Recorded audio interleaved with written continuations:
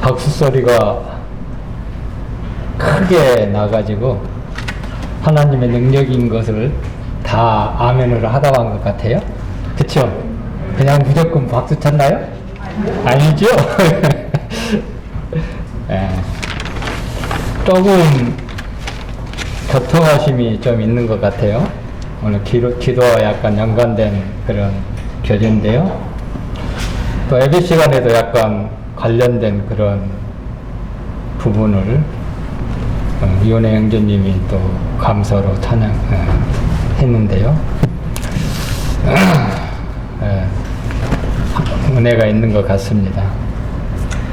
시편 17편을 함께 보도록 하겠습니다.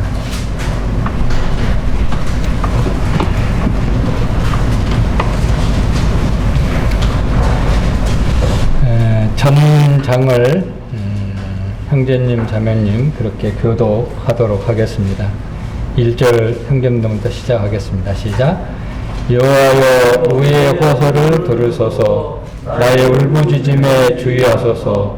거짓되지 아니한 입술에서 나오는 나의 기도에 귀를 기울이소서.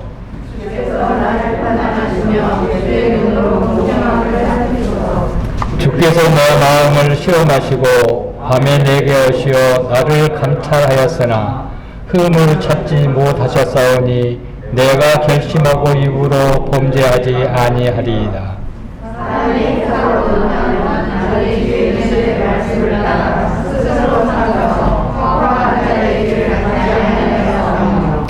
나의 걸음이 주의 길을 굳게 지키고 실족하지 아니하였나이다.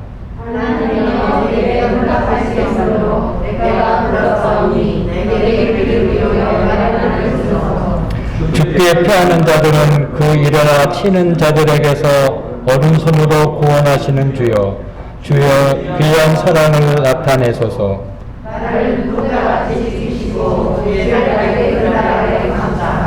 내 앞에서 나를 압제하는 악인들과 나의 목숨을 노리는 원수들에게서 벗어나게 하소서.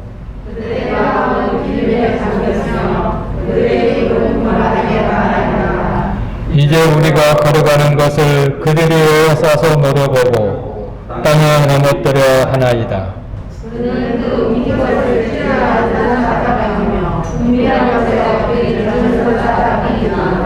여호와여 일어나 그를 대하여 넘어뜨리시고 주의 칼로 악인에게서 나의 영혼을 구원하소서.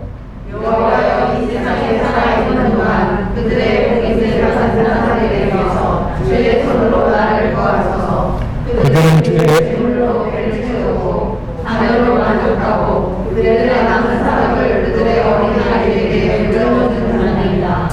나는 무덤 중에 주의 얼굴을 배우리니 깰 때 주의 형상으로 만족하리이다. 시편은 많은 부분에서 기도를 하고 있는 부분이 엄청 많이 있습니다. 거의 매 편마다 하나님께 기도하는 그런 부분이 나온대요. 특별히 이 시편의 5편 정도를 기도의 시로 구분해 놓은 것을 볼 수가 있습니다. 그 중 하나가 이 17편의 다윗의 기도고요. 시편 90편 유명한 그런 편이잖아요. 그것도 모세의 기도입니다. 기도라고 이렇게 분류해서 기록한 시편이 이 시편 기도가 이 시편 17편입니다. 오늘은 이 17편을 통해서 함께 우리가 기도하는 부분과 또 다윗이 하나님께 기도할 때 어떤 마음으로 기도했으며 또 어떤 마음으로 하나님 앞에 나아갔고 그 삶이 확장돼서 미래까지 바라보는 다윗의 그 삶을 더듬어 보기를 원합니다. 그걸 통해서 동일하게 우리의 삶도 조명해보고 나는 지금 현재 이 상황에서 어떤 가운데 살아가고 있는가를 보면 좋을 것 같습니다. 참고적으로 이 시편은 아마 사울 왕에게 쫓겨다니는 망면 생활을 할 때 지었던 시가 아닌가 그런 생각이 듭니다. 사실상 다윗이 사울왕에게 MA 지금 권한을 받고 있잖아요. MA 아무런 잘못도 없죠. 또 아무런 해를 끼칠 만한 그런 일이 없었습니다. 충성스러운 신하로서 목숨을 바쳐 충성하는 그런 신하였음에도 불구하고 사울왕에게 쫓겨다니는 목숨을 위협받고 죽이려고 하는 그 가운데 사실상 이 시편을 쓰고 있다. 극한 상황에서 쓰고 있는 것 같습니다. 우리는 어떤 상황에 있든지 간에 우리 일상 속에서는 일이 계속 반복적에서 어떤 일이 일어납니다. 그쵸?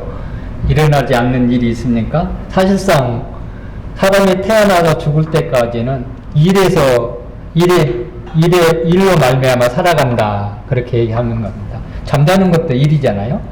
여기 앉아있는 것도 일이고, 때로는 기쁜 일도 있고, 또는 즐거운 일도 있고, 때로는 슬픈 일도 있고, 때로는 하나님을 기쁘게 할 때도 있고, 때로는 내 자신을 기쁘게 하는 일도 있고, 또 하나님의 이름을 드러내는, 영광을 드러내는 일을 할 때가 있는가 하면, 때로는 망연되게 행하는 그런 것들도 우리 삶 속에 나타나고 있는 것을 볼 수가 있습니다. 근데 여기 이제 미리서 생각할 것은, 여기 보면 다윗이 엄청난 그 흠이 없는 완벽한 사람처럼 여기서 하나님 앞에 막 얘기하고 있잖아요. 그쵸? 그러나 그렇지 않습니다. 전혀. 다윗은 죄가 많은 사람이었어요. 내가 죄 없다고 여기서 강하게 주장한 게 아니고, 현재 이 시편을 쓰고 있는 상태에서는 가장 의로운 자로 서 있는 거예요. 당당하게. 난 꺼릴 낌 없이 흠없는 자로서 하나님만을 바라보고 하나님의 말씀을 순종하는 가운데서 이 시편을 쓰고 있는 거예요. 그리고 이게 필요한 것 같아요. 우리 어떤 찬송을 할 때도, 제 찬송은 내가 그대로 할 수 없으니까 나는 못해. 그럴 수도 있죠. 그러나, 우리 일상생활의 전체가 다 이렇게 완벽한 삶을 살면은 얼마나 좋겠습니다만은, 그렇지 못하잖아요. 실수도 하고, 넘어지기도 하고, 고난도 받고, 핍박도 가운데서 괜히 막 힘들어 할 때도 있잖아요.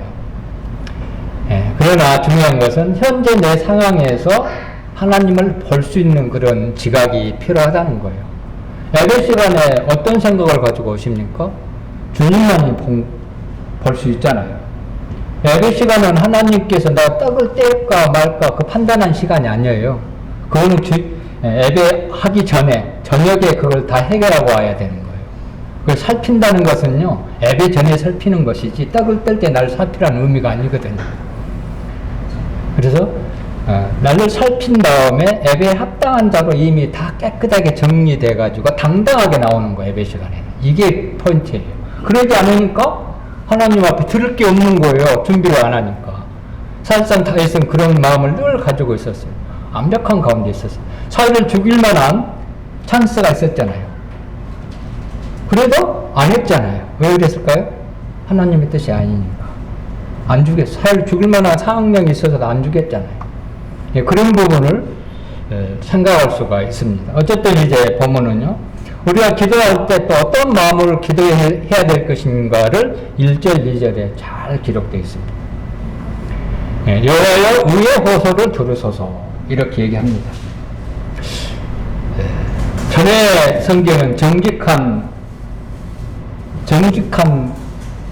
의를 정직한 걸로 기록해 놨거든요. 전에 성경 맞나 모르겠네. 그렇게 기억하고 있는데, 들으실 것을 얘기했고, 거짓되지 않는 입술, 그러니까 두 마음을 품지 않는 가운데 기도하는 것이 필요하다는 것이, 정직하게 있는 그대로 솔직하게 하나님 앞에 나아가서 기도하는 것이 굉장히 필요한 것을 볼 수가 있습니다. 왜 당당하게 다윗은 지금 얘기하는 거예요? 나는 의가 없습니다. 내 입술에 지금 얘기하고 있는 이 기도가 전혀 거짓되지 않습니다. 두 마음을 전혀 품지 않고 기도하고 있습니다. 그러니까 2절에 주님 판단해 보십시오. 하나님은 공평함으로 판단하신 분이시기 때문에 내가 아뢰고 있는 이 기도가 흠이 없잖아요. 그렇게 지금 얘기하면서 지금 기도하고 있는 거예요. 이게 정말 좋은 기도인 것 같아요. 그리고 기도하면서도, 저도 이제 기도하면서도 그 기도가 다른 어떤 내용을 생각하면서 또 기도할 때가 종종 있어요. 참, 그런 기도를 하나님께 받으실까요? 여러 성도님도 그러시지 않겠죠? 입술만 기도하고 생각을 품지 않고 있겠죠? 근데 종종 그럴 때가 있어요. 깜짝 놀랄 때가 있거든요. 내가 얼마나 하나님 앞에 거짓된 입술을 가지고 있는가. 그런 생각을 가져볼 때가 종종 있습니다. 그러나 다윗은 이런 부분에 당당했어요. 하나님 앞에. 그리고 주님께서 판단하시고 공평함을 내 삶이, 내가 행하는 이 모든 것들이 공평하다면 나를 지켜주십시오. 나를 도와주십시오. 그런 의미로 지금 여기서 기도하고 있는 거거든요.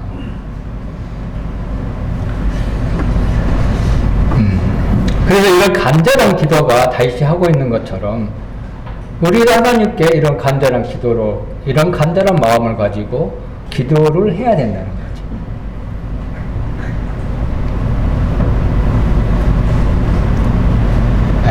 그렇습니다. 그래서 이제 3절에 보면은 이렇게 얘기하고 있는데요. 주께서 내 마음을 시험하시고 밤에 내게 오시어서 나를 감찰하였으나 흠을 찾지 못하셨사오니 내가 결심하고 입으로 범죄하지 아니하리다. 주님께서는요, 주님, 이제 다윗의 이제 다른 말로 표현한다면 주님, 내 마음을 시험하고 계시는데, 살피고 계시는데, 낮뿐만 아니라 밤에도 내 마음을 시험하시고, 너는 어떤 마음을 품고 있는지를 감찰하시는 분이시잖아요. 근데 지금은 내 마음속에 흠을 찾을 수 없죠. 이걸 지금 얘기하고 있는 거예요. 우리는 여기는 신분적인 어떤 어려움을 얘기한 게 실제적인 삶을 얘기하고 있는 거예요. 실제적인 삶 가운데 우리가 흠이 없을 때 있어요. 항상 흠을 가지고 삽니까? 아니잖아요. 그러면 사실상 세상 사람보다 더 못한 것이죠. 우리는 흠이 있을 때도 있고 없을 때도 있습니다. 그런데 우리는 흠이 있는 것만 자꾸 생각해요. 때로는. 그러니까 하나님 앞에 못 나가는 거예요. 이건 버려야 되는 거예요. 현 상황이 굉장히 중요한 거예요. 현 상황을 지켜보고 하나님 앞에 담대히 나아가는 거예요. 나는 이런 사람이니까 좀 도와주십시오. 난 하나님을 의지합니다. 그렇게 표현하고 있는 것을 볼 수 있죠. 결심하고 내 입으로 범죄하지 아니하는, 자기가 범죄하지 않았다는 의미잖아요. 사실은 이 의미가. 그런 다윗의 삶 속에서 생각할 수 있습니다. 그래서 여기 이 말씀 속에서 다윗이 지금 애매히 고난을 받고 있잖아요.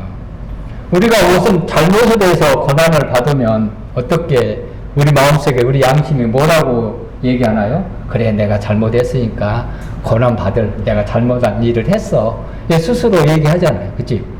다른 사람들이 또 봤을 때, 저 사람 저렇게 행하더니 당해서 싸. 이런 표현을 쓰잖아요. 그래, 안 그래요? 이건 우리는 모든 성도들이 일어나요. 실제적으로. 그러나 우리가 그것이 아닌, 내가 거기에 흠이 없는데 괜히 고난받을 때 있잖아요. 핍박받을 때 있잖아요. 뭐 때문에 가장 두드러진 게 뭡니까? 하나님을 믿는다는 것 때문에. 이건 내 삶과 마음과 무관하게 고난을 받는 것이잖아요. 이것을 흔히 우리가 의의 고난이라고 얘기를 하잖아요. 사실상 다윗이 그런 마음을 생각하면서 이 3절을 기록하고 있는 겁니다. 나는 그러면서도 내가 사울을 죽일 수 있는데도, 죽일 수 있는 기회가 왔는데도 나는 범죄하지 않습니다. 이런 고백이잖아요. 그러니 다르게 표현하면 나를 핍박한 음의 나를 핍박하고 나를 위험하게 하는 그 사람들에게도 나는 그 사람들에게 정죄하지 않고 대항하지 않고 내가 그들에게 어떤 무엇을 가해가지고 범죄하지 않겠나 이거 않겠다는 이 놀라운 고백을 하고 있는 거예요. 우리도 그러한 이런 지혜가 필요하지요. 그러나 우리가 건들면 감정이 있어가지고 빡 부딪히잖아요. 때로는 뭐 복음 전할 때 이제 보면은 막 강하게 막 반박한 사람 있잖아요. 막 완전히 무시하고 막 조롱하면서 그러면 속으로 아이고 지옥이나 가라. 그러나 풀 때가 있어 없어요? 그러지 말라는 거예요. 여기서 그래서는 안 된다는 것이죠. 그러면서 실제적으로 그렇게 얘기하지 못하면 그렇게 하면요 결국은 당신은 지옥에 갈 수밖에 없어요. 이제 자꾸 유한 말로 그렇게 표현하지만 속에서는 그런 마음 품을 때가 있잖아요. 그러나 다윗은 그러지 않았지. 그것이 사실상 본질이라는 것이죠. 그런 부분을 이 다윗의 마음속에 늘 가지고 있었어요. 그러면서 이제 그래서 우리가 당하는 고난을 기뻐할 수 있는 것이잖아요. 그래서 베드로 후서 1장에 보면은 우리가 고난받는 것이 하나님의 위로를 받을 수가 있죠. 고난받지 않는 사람은요 사실상 하나님의 위로를 경험할 수 없죠. 맞습니까? 고난을 당해봐야 하나님의 위로가 이런 거구나 경험하는 거예요. 그렇지 않은 사람은 하나님이 위로 얘기하면 위로가 뭐지? 뭐 이럴 때는 알 수 있겠죠. 위로 뭐 그런 거 할 수 있지만 실제적으로 경험할 수 없는 거예요. 그러면 그 위로가 다른 사람을 위로해 줄 수 있는 거예요. 그래서 성도들의 위로가 자기가 경험한 사람이 위로하는 것하고 그 어떤 일을 경험하지 못한 사람이 위로하는 것은 달라요. 금방 나타나요. 그런 부분을 여기서 생각할 수 있습니다. 그리고 이제 4절에 보면은 사람의 행사로 논하면 나는 주의 입술의 말씀을 따라 스스로 삼가서 포함한 자의 길을 가지 아니하였사오며 그랬습니다.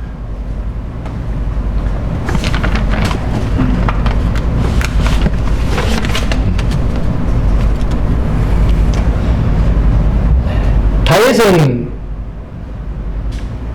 말씀에 대한 순종을 했던 사람입니다. 또 하나님께 헌신된 그런 삶을 살았던 사람입니다. 다윗은 철저히 하나님의 말씀을 따라 상가하는 삶을 살고 있었어요. 그래서 여기서 보면 사람의 행사로 살아가는 게 아니고 주의 말씀을 따라 살아가고 있는 다윗의 모습을 볼 수가 있습니다. 그래서 그런 말씀을 따라 상관한 사람이 포악한 자의 길을 가지 아니하는 그런 삶을 나타낼 수가 있었다는 거예요. 포악하란 말로 표현했는데요. 세상적인 하나님을 떠난 하나님의 목적에서 벗어난 모든 일들을 얘기합니다.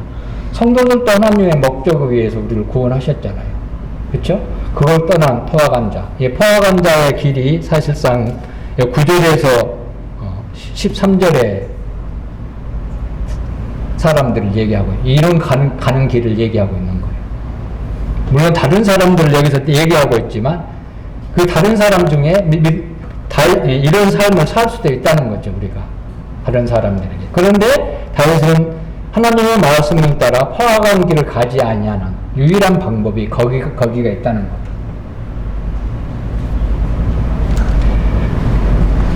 우리는 사실상 포악한 그런 길을 가지 않기를 늘 원합니다. 이걸 원하지 않는 성도가 누가 있겠어요? 다 원하죠.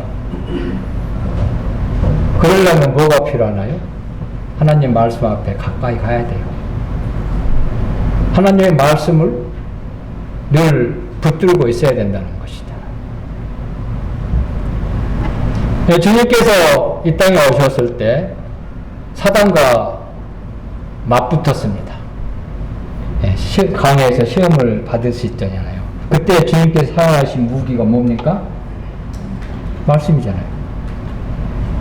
주님은 천사들을 대동해서 천사를 무찌를 수 있었어요. 그런 능력 있는 분이잖아요. 그럼에도 불구하고 하나님의 말씀으로 물리쳤잖아요. 하나님의 말씀은 능력은 무한합니다. 측량할 수가 없어요. 그 어떤 것도 비교할 수 없는 하나님의 능력이잖아요. 우리는 수많은 그런 두려움과 위험 속에서 지금 세상에 살고 있습니다. 특히 이 시대는 이 코로나라는 아주 과학스러운 그런 전염병이 나타나가지고요. 모든 그냥 환경을 파괴합니다. 모든 생활 패턴을 뒤바뀌어 놓습니다. 사람들 못 모이게 하잖아요. 모이기를 피하는 사람들처럼 습관, 거기 히브리서에 있나요? 예. 습관같이 하지 말라면 그걸 실제적으로 사실 지금 사단이 지금 하고 있는 거예요. 마지막 시대인 것 같습니다. 성도들에게도 사실상 그게 지금 수도권이 지금 모이지 못한다고 얘기 들었습니다.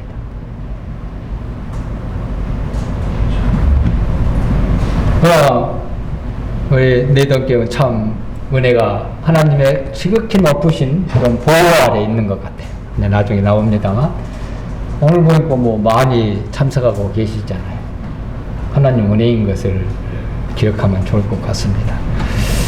자, 하나님의 말씀은 우리에게 위로와 크신 약속을 주기도 하지만 또 하나님의 말씀 속에는 경고가 많이 있습니다. 경고. 왜 경고합니까? 위험하기 때문에. 뭔가 위험하기 때문에 경고하고 있는 부분이 많이 있습니다. 경고를 무시하면 어떤 일이 일어나죠? 안전사고가 일어납니다. 우리 신호등도 경고하는 것이잖아요. 신호를 무시하면 어떻습니까? 사고 날 확률이 큽니다. 또 신호를 무시하고 지나가 버리면 당장 너 잘못했으니까 벌금을 내야 되는 것을 볼 수가 있습니다. 어제 이제 장태산에서 오는데 가서원에 보면은 초등학교가 있고 30이잖아요. 근데 이제 오면서 그 네 가지만 본 거예요. 신호등을 안 보고. 빨간불인지 파란불인지 이걸 잊어버렸어요. 그걸 통과했는데 아마 빨간불 같은 생각도 들고 그렇습니다. 예. 그래 경고를 항시 경성에서 깨어서 봐야 된다는 거예요. 하나님 말씀도 동일한 거예요.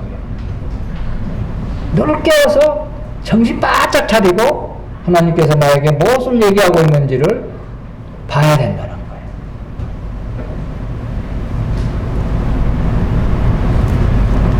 그런 삶을 다윗은 지금 살고 있었습니다. 우리에게도 동일한 것이죠. 그때나 지금이나 다름이 없습니다. 어쩌면 지금이 더 어려운 시대죠. 그때보다는. 그때는 그래도 조금 순수한 그런 시대잖아요. 지금보다는. 물질 만능주의는 아니었잖아요. 그때 당시는. 예, 지금은 전혀 또 다르죠. 수많은 그런 우리 마음과 생각을 빼앗으려고 사단이 몸부림치는 수많은 주변 사람들을 이용해서 우리를 유혹하고 있는 그런 시대인 것을 볼 수가 있습니다. 그래서 이제 5절에 보니까 나의 걸음이 주의 길을 굳게 지키고 실족하지 아니하였나이다. 자, 우리는 실족할 수 있어요. 걸어가다가 실족할 수 있습니다. 다윗에게 가장 큰 실족이 뭡니까? 성경에 밧세바. 그게 가장 큰 실족이었어. 근데 여기서는 실족하지 아니었다. 아마 밧세바 그때 하기 이전에 이걸 쓰지 않았나 그런 생각도 이제 가져보게 됩니다만, 그러나 우리가 실족하지 않는 길은 여기서 생각할 수 있는 것이 주의 말씀을 따라 상가했을 때 실족하지 않는다는 거.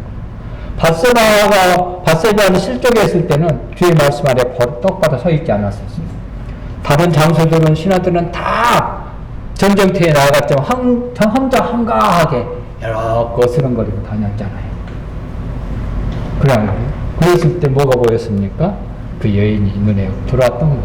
그래서 실족에서 넘어졌던 다윗의 삶을 볼 수가 있습니다. 그래서 주의 말씀 안에 내가 따라 상거했을 때 주께서 내 걸음을 지키시는 하나님이신 것을 다윗이 여기서 지금 고백하고 우리가 볼 수 있도록 기록해 놨다는 거예요. 이런 기도가 필요하겠죠. 자, 주님의 말씀 따라 내가 살아가고 있습니다. 그 말씀이 나의 걸음에서 미끄러지지 않게. 그래, 여기 다르게 표현하면 포함한 자의 길로 가지 않는 그런 부분이 5절의 말씀이잖아요. 위에 부분을 적용시키면. 가기 위해서는 주의 말씀을 따라 살아가는 길밖에 없다는 거죠. 우리는 늘 일상생활에 실족할 수 있는 부분이 많이 있습니다. 그래서 시편 37편 31편에 이렇게 기록했습니다. 내 마음에 하나님의 법이 있으니 그 걸음에 실족함이 없으리로다. 내 마음에 하나님의 법이, 하나님의 말씀이 있다면 내 걸음은, 가는 걸음에 결코 실족함이 없다는 거예요. 이거 하나님의 약속입니다. 이거 붙들어야 되겠죠. 성경은 무한한 능력이 있습니다. 알고 있죠? 성경만큼 큰 능력을 가지고 있는 게 없었어요. 우리 하나님의 능력을 늘 얘기합니다. 우리 자녀님이 최근에 넘어져가지고 좀 다치셨는데, 기도하니까 기도의 능력으로 많이 지금 허전되고 있대요. 그 하나님의 능력을 얘기하는 것이잖아요. 경험하고 있는 것이잖아요. 사실상 하나님의 능력은 이 성경에 있는 거예요. 성경을 통해서 하나님의 능력인지 아닌지 우리는 분별할 수 있잖아요. 우리가 기도를 한다는 것은 하나님께서 기도했기 때문에 능력을 나타내 주셨고, 성경을 통해서 기도하는 법을 가르쳐 주고, 기도하라고 늘상 얘기하잖아요. 이런 부분을 여기서 얘기해 주고 있는 것을 볼 수 있는데, 이 무한한 능력을 성경의 말씀을 능력하는 말씀으로 만들어 버리잖아요. 왜 그럽니까? 책장에 딱 꽂아 놓으니까 그랬다는 거예요. 책장만 장식품으로 성경을 꽂아 놓은 거예요. 다르게 얘기하면, 실제적으로 얘기하면 성경 말씀 보지 않는 거잖아요. 그런데 하나님의 능력이 어떻게 나타나요? 무한한 능력이 가지고 있는 이 말씀이 내 삶 통해서 어떻게 능력이 나타날 수 있겠어요? 다윗은 그런 부분을 철저히 알고 있었기 때문에 하나님의 말씀을 늘 순종하고 행했던 그 모든 행로에서 발걸음에서 그런 것을 행했던 그런 삶의 모습을 여기서 보면서 하나님 앞에 담대하게 지금 기도하고 있는 모습입니다. 그래서 하나님의 말씀을 늘 우리는 품고 살아야 되고 성경을 늘 마음에 두고 살아야 되는 것이죠. 그랬을 때 우리가 가는 모든 길에서 한결같이 믿음의 신앙의 길을 가게 될 수 있는 유일한 길이 그렇습니다. 그 다음에 이제 보면은 6절에 이렇게 기록해 놨습니다. 하나님이 내게 응답하시겠으므로 내게 불러싸우니 내게 귀를 기울여 내 말을 들으셔서. 자기는 하나님께서 응답하시는 하나님이심을 알고 있었어요. 그래서 다윗이 하나님을 부르고 있는 거예요. 그렇죠? 우리가 기도할 때 하나님이 들으시고 응답해 줄 것을 믿고 기도하잖아요. 기도하지 않는다는 것은 하나님 내 기도를 응답해 주지 않는 분이야. 어떤 의미에서는 그렇게 마음에 품고 있는 사람이에요. 또 다르게 표현하면 하나님의 능력이 없어도 내 스스로 다 해결할 수 있어. 하나님 도우심 필요 없어. 그런 사람들 없을 것 같아요? 있어요, 사실은.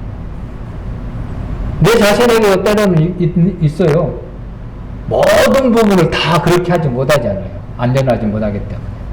때로는 스스로 해결하려고 하나님의 능력을 거절할 때도 있잖아요. 그러나 다윗은 여기에서 하나님께 충분히 모든 것을 응답하신 분이기 때문에 하나님께 부르고 있고, 하나님께서 나의 기도를 기울이시기 때문에, 그런 분이기 때문에 담대하게 하나님은 내 말을 들으신 분이다. 사실상 6절은 그런 표현으로 이렇게 기록해 놓고 있습니다. 하나님의 음성을 들으시죠. 나는 성도들의 음성을 귀로는 듣지만 마음으로 듣지 못할 때가 많이 있어요. 성도들 소식 자주 듣잖아요. 그죠? 우리 카톡에 보면은 어려운 얘기 나오면 기도하겠습니다. 막 나옵니다. 아멘이 됩니다. 저는 이제 댓글을 잘 달지 않는 그런 사람 중에 한 사람이지만, 그렇다고 기도 안 하는 건 아니에요. 합니다. 열심히 하고 있습니다. 어쨌든 그렇다는 겁니다. 그래서 다윗은 다윗은요, 이래 죽게 패하는 자들을 그 일어나 치는 자들에게서 오른손으로 구원하시는 주요 주의 귀한 사랑을 나타내 주셔서 다윗은 여기에 이제 주님의 기이한 사랑, 전해 성경은 인자라고 번역을 했습니다. 하나님의 사랑, 주님의 사랑, 그 사랑이 너무나 크기 때문에 그 사랑은 사실상 8절을 얘기할 수가 있습니다. 그것을 나타내 주시기를 바라고 있는 것이잖아요. 그 사랑만이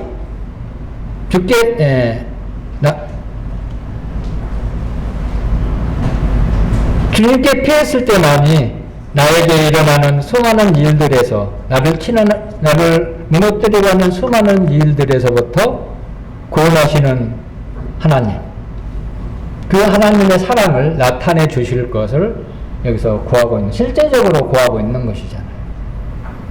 그래서 다윗은 하나님이 어떠한 분인 것을 잘 알고 있었어요. 8절에 나를 눈동자같이 지키시고 주의 날개 그릇 안에 감추사 그랬습니다. 이거는 수도 없이 알고 있는 말씀이고 수도 없이 되새기고 되새기고 그런 말씀 중에 한 말씀입니다. 근데 정말로 하나님 앞에 날개 그릇 아래 들어갑니까? 실제적으로 들어가나요? 이거는 스스로 하나님 앞에 답해야 돼요. 정직한 마음으로, 의로운 마음으로. 1절의 말씀을 늘 1절, 2절 말씀을 늘 기억하면서 이 나머지 구절들을 봐야 돼요.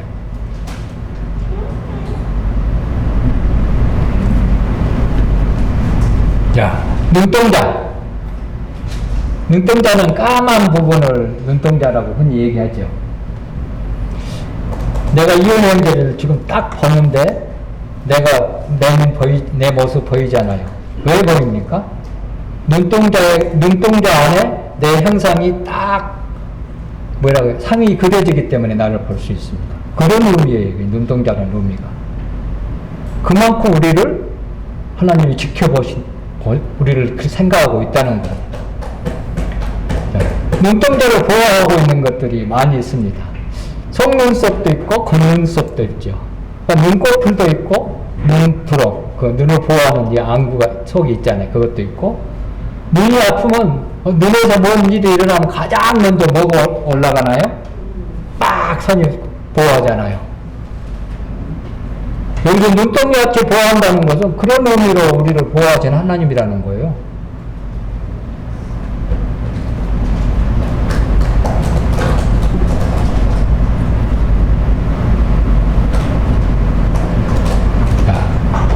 우리는 하나밖에 없는 아들을 내어주시기까지 또 죽기까지 내어주셨던 하나님의 크신 사랑을 받은 사람입니다. 얼마나 우리를 귀하게 여기고 얼마나 사랑하셨길래 우리를 위해서 내어주셨겠습니까? 우리는 그 사랑에 힘입어 하나님의 자녀가 됐습니다. 그래서 하나님께서 독생하신 아들을 사랑했던 만큼 우리도 동일하게 사랑하신다는 거예요. 그 사랑이 너무나 귀하다는 것이죠. 땅에 있는 성도는 정귀한 자다. 16절에 그렇게 표현했죠. 우리는 정귀한 자예요. 하나님 보시기에 지극히 정귀한 자고 눈 안에 모두 안 아픈 자식이고 보배로운 자식이고 그렇기 때문에 지극히 가치 있는 자들이기 때문에 하나님은 우리를 필히 보호하신다는 거예요. 그냥 보호하는 게 아니에요. 가치가 있기 때문에 보호한다는 거예요. 정귀한 자이기 때문에 우리를 보호한다는 거예요. 그 보호 아래 들어온 나는 너의 피난처가 되고 완전한 안식처가 되니까 오라는 것이잖아요. 내가 보호한다. 여기에 이제 날개의 그늘 아래 감춘다. 그렇게 표현을 했습니다. 날개 그늘 아래라는 뜻은 어미새가 새끼새를 날개로 보호하고 있는 것을 그런 의미를 표현한 부분입니다. 어미새가 새끼새를 보호하는 것, 그런 부분을 표현한 것인데요. 우리는 지금 우리의 생명이 어디에 감춰져 있나요? 기억나신 구절 혹시 있습니까? 골로새서 3장 3절을 보겠습니다.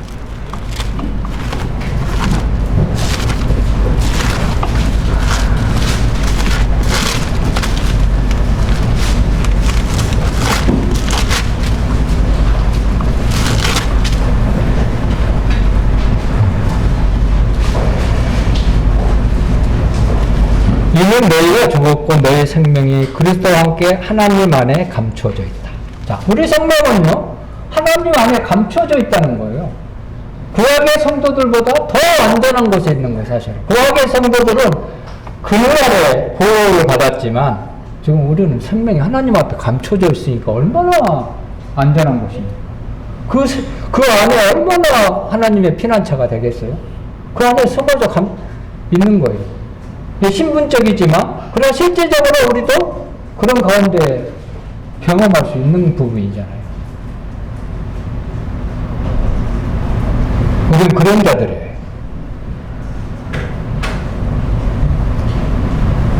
그리고 또한 우리에게는 8절이 이런 보호가 반드시 필요한 사람이라는 것을 또 얘기해 주고 있습니다. 왜? 연약하니까. 안전하지 못하니까. 우리는 반드시 하나님의 눈동자까지 지키시는 그 지키심, 또 날개들 아래에서 감추고 보호하시는 그 보호하심이 우리에게는 반드시 필요하다는 거예요. 그렇지 않으면 금방 넘어져요. 하나님 앞에 서지 못하면 금방 넘어질 수밖에 없는 것이 우리의 현 상황이잖아요. 현 살아가는 그런 부분이잖아요. 그러면 이제 조금 9절부터 13절은 어떤 것들이 나를 넘어뜨리려고 포악한 길로 실족하게 하는 내용들이 기록되어 있습니다. 근데 여기는 우리 삶의 전반적인 내용을 얘기할 수가 있어요, 사실은. 9절에는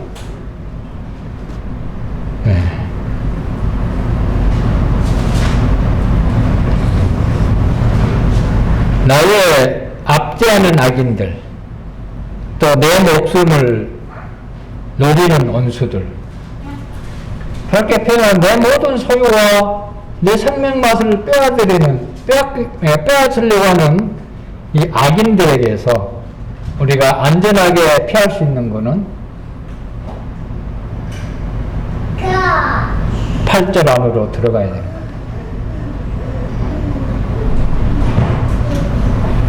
또 10절에서는 그들의 마음은 기름진다 이렇게 표현을 썼는데요. 이 사람들은 동정을 베풀 줄 몰라요, 사실은. 있는 사람들 보면 오로지 딱 한 가지. 이제 그 부분이 이제 14절에 기록되어 있는데요. 그들은 자기 유익이 되는 것이 된다면요, 서슴지 않습니다. 지금은 참 악하죠. 옛날에는 뭐 효자가 있고, 효부가 있고, 뭐 효녀가 있고 그랬잖아요. 요즘은 뭐 그런 게 어디 있어요?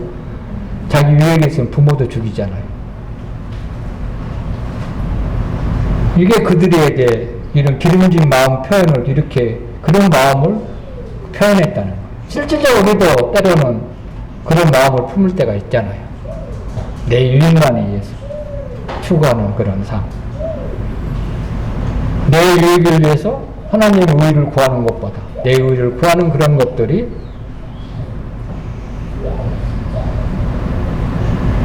있습니다. 또 그들은 우리를 늘 그냥 해하려고요. 막 말로 쪼아립니다. 말로 막 공격이 오잖아요. 넘어뜨리려고. 그렇습니다.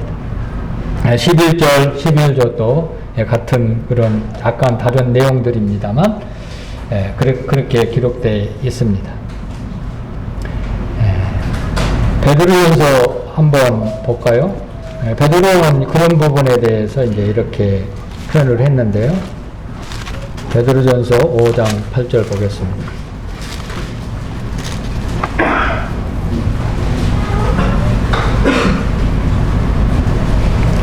그 임신하라 깨어라 너희 대적 마귀가 우는 사자같이 두루 다니며 삼킬 자를 찾나니 그랬습니다. 이런 시대에 우리는 살고 있습니다. 그래서 다윗은 이런 부분과 비슷하게 12절에 이렇게 표현했습니다. 그는 그 움킨 것을 찢으려 하는 사자 같으며 은밀한 곳에 엎드리는 젊은 사자 같으니라. 사자가 사냥할 때요 은밀하게 접근합니다. 또 딱 기다렸다가 가까이 오면은 사정권에 들어오면 팍 움켜쥐잖아요. 굶주린 사자들이 동물의 안구봉 그런 게 자주 나옵니다. 사자 지금 우리를 그렇게 우리 대적이 노리고 있다는 거. 영적 삶을 살아가는데 방해 요소들이 여기가 다 기록되어 있는 겁니다. 크게 아주 막 여기서는 뭐 원순위 압제하는 사람이니 막 그렇게 표현했지만 사자로 표현했지만 사소한 것까지 일상생에 일어나는 모든 사소한 부분을 여기다 다 적용시켜야 돼요. 큰 것만 생각하지 마. 큰 거 생각하니까 나는 뭐 상관없는 거나 그게 아니다는 것이죠. 사단이 대놓고 우리를 넘어뜨리게 합니까? 아니잖아요. 은밀하게 나도 모르게 조금씩 우리 마음을 갉아먹잖아요. 나중에 가면 내가 언제 이렇게 됐지? 인식하지 못할 정도로 주님을 섬기는 그 일에 방해하고 있잖아요. 그 대상이 나의 남편이 될 수도 있고 나의 아내가 될 수도 있고 나의 엄마가 부모님이 될 수도 있고 나의 자녀가 될 수도 있고 직장 동료가 될 수도 있고 친구들이 될 수 있다는 거예요.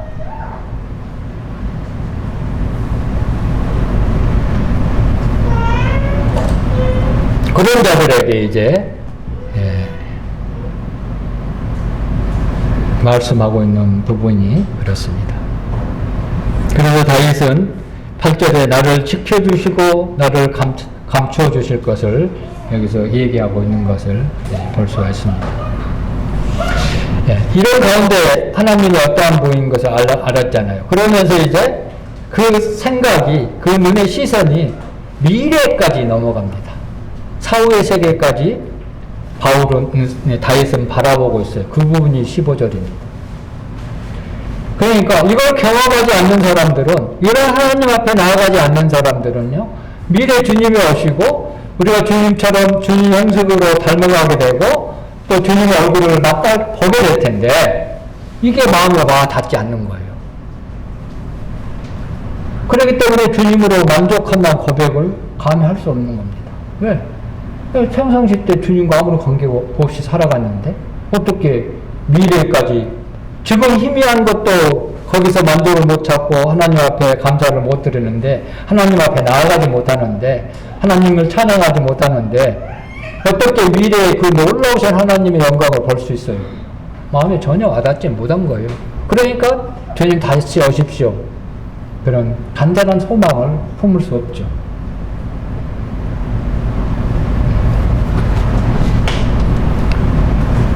그래서 14절에 이렇게 이제 이 세상을 보는 안목이 바뀝니다. 여호와여 이 세상에 살아있는 동안 그들의 분깃을 받는 사람들에게 주의 손으로 나를 구원하소서. 자, 그들은 주의 재물로 배를 채우고 자녀로 만족하고 그들의 남은 산업을 그들의 어린 아이에게 물려주는 자이다. 그랬습니다. 이 세상 사람들이 가장 많이 추구하는 것에 부유하게 사는 것. 그렇죠? 부자가 되기 위해서 무던히 노력을 합니다. 물론 부자가 나쁜 건 아니에요. 좋은 겁니다. 어떻게 부자가 되느냐, 또 어떻게 부자가 그 부유함을 어떻게 사용하느냐, 이게 중요한 것이죠. 사실은. 또 그게 있고, 또 세상 사람들이 가장 좋아하는 것이 가문의 영예입니다. 가문 엄청 따지잖아요. 거기 안에서 사실상 만족을 얻으려고 해요. 보너스 잔뜩 나오면 기분 좋죠. 만족합니다. 이야, 오늘 기분 좋다. 직장인들의 로망이잖아요. 플러스 많이 나오는 게. 그러지 않습니까? 또 자녀들이 딱 어디 좋은 대학에 가고 좋은 데 취직하고 성공하면 그게 만족을 누리고 막 자랑하잖아요. 이게 추구하는 부분이 그거잖아요. 그러나 우리의 삶은, 다윗은 그런 삶을 옳지 않았다는 거예요. 다른 가치관을 가지고 있었어요. 그들은요, 분깃은 이생에 있는 거예요. 그들의 분깃은 땅에 속한 것이잖아요. 그 땅에 속한 것만 그들을 찾으려고 무던히 노력하고 있는 거예요. 그리고 많은 재물을 막 착취했다가 결국은 갈 때는 못 가다가 자녀들한테 줘버리잖아요. 그래서 어린아이에게 자기 산업을 물려준다고 그랬잖아요. 거기에 매달리는 거예요. 그래서 다윗은 전혀 불안하지. 그리스도인의 분깃은 어디에 있습니까? 세상 사람의 분깃은 이 땅에 있는 거예요. 이 땅의 분깃만 취할 수 있는 거예요. 그러나 우리 믿는 성도들 그리스도의 분깃은 하나님이잖아요.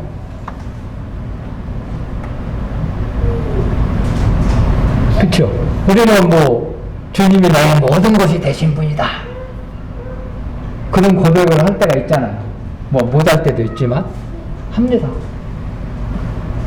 왜냐하면 주님은 나의 모든 것이 되시기 때문에, 나의 모든 필요를 채우시고 나의 안식처가 되시기 때문에 나의 모든 것이 될 수 있다고 고백할 수 있습니다.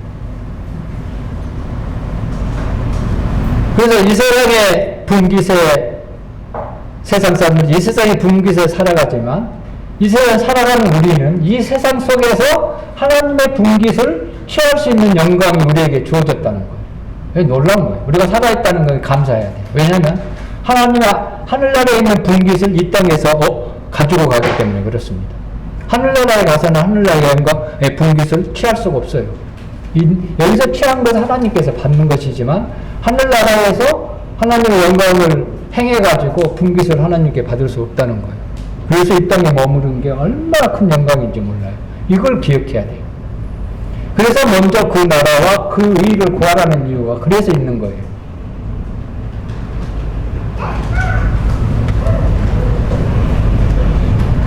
다윗은 철저하게 그들과 다른 삶을 살았던 사람입니다. 우리도 사실상 그러고 살고 있잖아요. 지금 다른 삶을 살고 있잖아요. 현재 여기 나왔잖아요. 지금 휴가철이잖아요. 뭐 휴가 간다고 난리 났더라고요. 뉴스 보니까. 근데 그들과 다른 삶을 지금 살고 있잖아요. 현재 지금 우리가 증명하고 있잖아요. 당당하게 지금 얘기할 수 있다는 거예요. 다윗처럼 하나님의 분깃을 위하여 예배를 왔습니다. 하나님의 약속이 나한테 성취되게 해주십시오. 이런 기도를 사실상 들을 수 있다는 겁니다. 우리에게. 지금 있어요. 이런 마음을 가지고 하나님 앞에 나아가고 하나님의 약속을 붙들어야 된다는 거예요. 근데 맨날 움츠러진 것만 생각하니까 하나님 앞에 담대함이 없어지는 거예요. 맨날 그런 부분만 생각하니까. 안 그래요. 우리에게 좋은 점이 많이 있어요.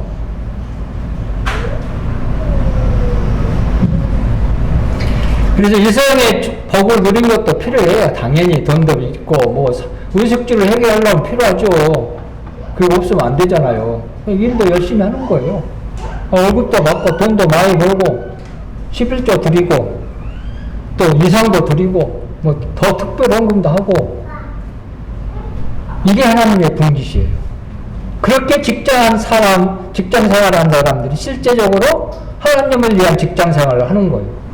똑같은 직장 생활, 똑같은 월급 받아도 다 하나님께 드리지 않는 것은 이 세상의 분깃만을 위해서 사는 사람이에요. 하나님을 위한 직장 생활이 아니라는 것이죠.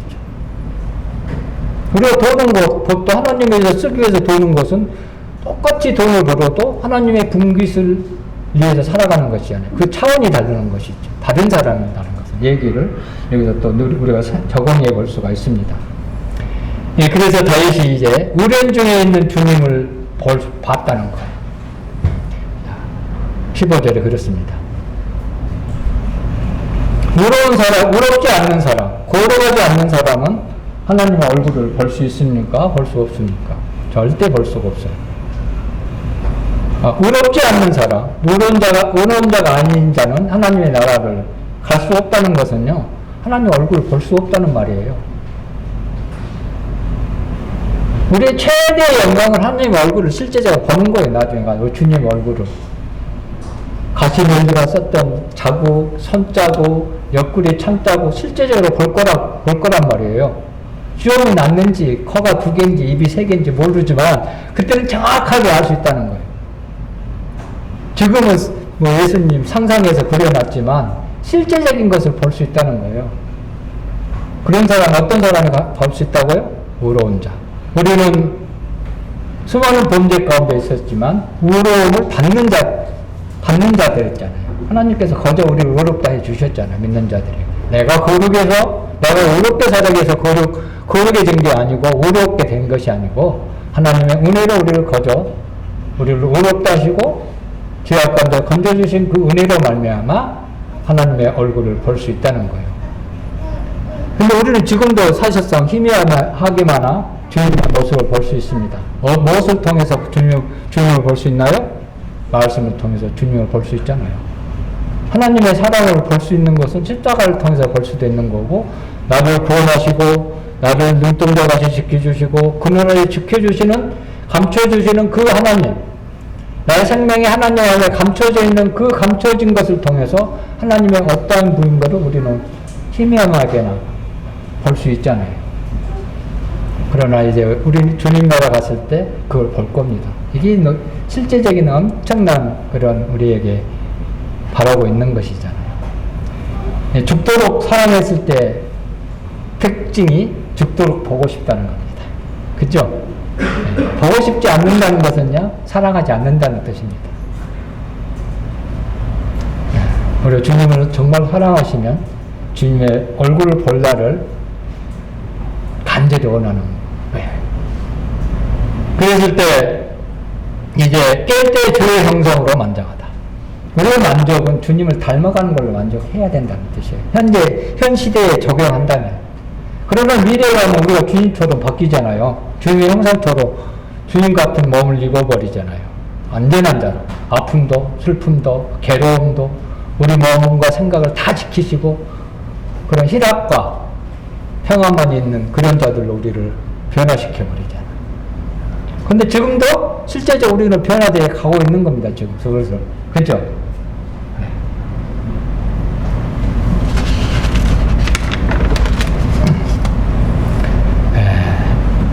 그래서 여기 이제 깰 때가 됐다 그랬는데, 깰 때가 그러면 다른 표현을 한다면 깨지 않는 사람들도 있다는 거죠. 잠자는 자들, 침체되어 있는 자들, 세상을 사랑하는 자들, 그렇게 또 얘기할 수도 있습니다.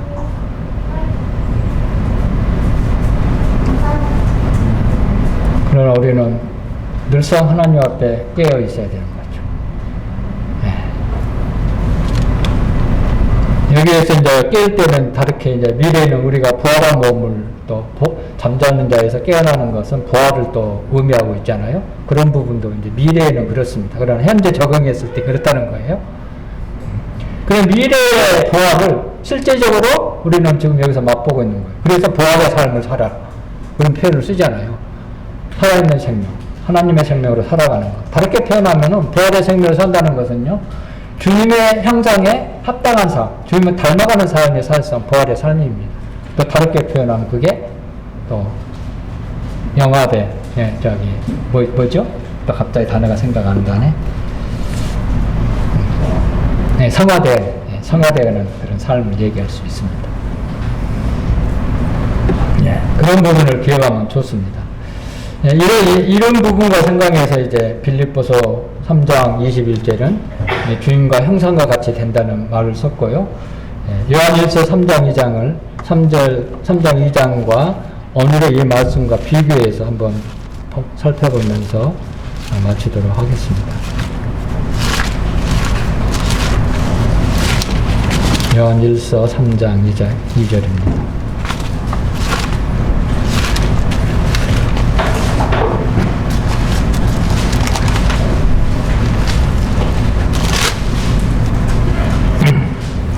사랑하는 자들아, 우리가 지금은 하나님의 자녀라. 장래에 어떻게 될지는 아직 나타나지 아니하였으나 그가 나타나시는 우리가 그와 같을 줄 아는 것은 그의 참모습 그대로 볼 것이기 때문입니다.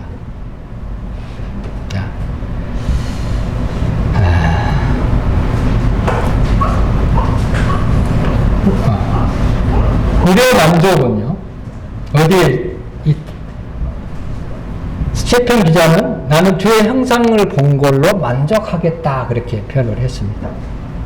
여호와 일세는 아직 나타나지 아니하였으나 다윗은요 여호와 일세는 아직 나타나지 않은 시대에 우리는 희미하게 볼 수 있지만 우리의 눈은 이제 형상을 보는 그것까지 나아가라는 뜻입니다.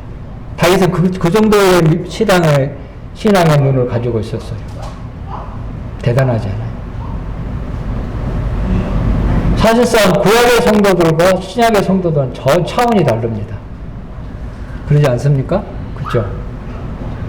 이루어질 일들을 구약의 성도들은 바라봤습니다. 근데 제가 보기에는 백성들은 크게 이런 부분에 영향을 받지 않았던 것 같아요. 특별한 어떤 선지자들, 다윗 같은 그런 왕 같은 사람들만 이런 부분에 부활의 신앙을 가지고 있었어요.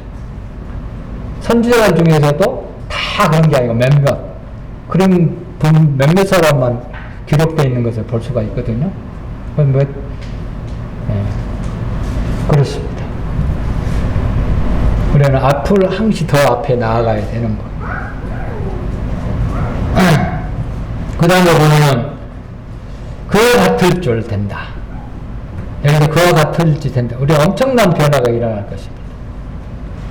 상상을 초월하는 그런 변화예요. 우리는 조금만 어떤 변화에 대해서 민감하게 반응하잖아요. 막 자랑을 합니다. 그죠? 어떤 변화입니까? 주의 형상으로 변하는 엄청난 변화죠.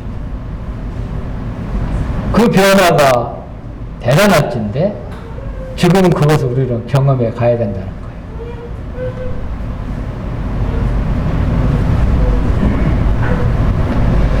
우리는 주님이 계신 그대로 보게 될 것입니다. 다윗의 이런 신앙을 가졌던 비결 중에 하나가 주의 말씀에 따라 상가하고 하나님의 말씀인 자기를 대적으로부터 구원하시는 눈동자 같이 지키시는 하나님을 알았다는 것. 그래서 날개 그런 날에 늘 다니는 자기의 피난처로 삼았습니다. 다윗의 시편을 보면요, 나의 피난처, 나의 산성, 수많은 기록이 기록되어 있잖아요. 다 경험했기 때문에 그런 그 경험이 미래의 것까지 우리 눈을 넓히는, 안목을 넓히는 그런 다윗의 모습입니다. 우리는 그걸 넓혀가야 돼요. 그래서 우리는 만족할 수 있습니다. 관만하지 않아? 뭘 만족해? 아니요. 만족할 수 있어요. 지금 만족하지 않습니까? 네? 만족해야 돼요. 우리 삶 전체를 보니까 만족 못하는 거예요. 부분적인 봐야 돼요. 왜 우리 삶 전체가 만족하는 방법은요, 주님 나라에 갔을 때만 가능하다니까요. 지금 불안되네요. 그러니까 지금 만족할 수 있는 것을 찾아가는 거예요. 그 만족이 점점 확대돼서 장성한 분량까지 이뤄가는 거예요. 근데 그렇게 표현되는 게 사실은요. 만족을 통해서 신앙이 장성해가는 거예요. 만족하지 않는 사람은. 다윗이 그랬잖아요. 사람의 행사에 따라 생각하지 않고요. 세상의 분깃에 따라 행하지 않았어요. 그래서 추구하지 않았어요. 하나님의 분깃을 추구했죠. 그걸 통해서 이게 자기 지경을 높여가는 다윗의 모습을 볼 수가 있잖아요. 그래서 주님 한 분만으로 만족. 우리 찬송 이거 엄청 많이 부르거든요. 특히 기도 집회 때 이 찬송 엄청 많이 부릅니다. 한번 경험해 보세요. 큰 거 생각하니까 경험 못 해요. 오늘 좀 코로나 지금 대전에 여기 시간이 갔지만 신세계 아파트 백화점 짓죠. 거기서 일하는 사람 중에 코로나가 발생했어요. 거기 일하는 사람이 지금 몇백 명 들어가 있을 겁니다. 엄청난 공사가 크니까. 그래서 월수도 코로나 검사에서 코로나 감염되지 않는 사람만 들어오도록 증명서를 가져오라. 그러니까 난리 난 거예요. 다 병원마다 찾아가고 무료로 안 되는 어려우니까 다 병원에 가서 자기 돈 주고 하는 거죠. 왜? 일하러 가야 되니까. 근데 우리는 지금 어때요? 보호해 주셨잖아요. 왜 만족하십니까? 네, 이게 만족이에요. 그래서 우리 마음이 평안해지고 계속 더 깊은 곳까지 피난처 되신 그분에게 내 자신을 맡기는 겁니다. 자, 짧게 하려고 했는데 또 시간이 갔네. 죄송합니다. 네, 감사합니다.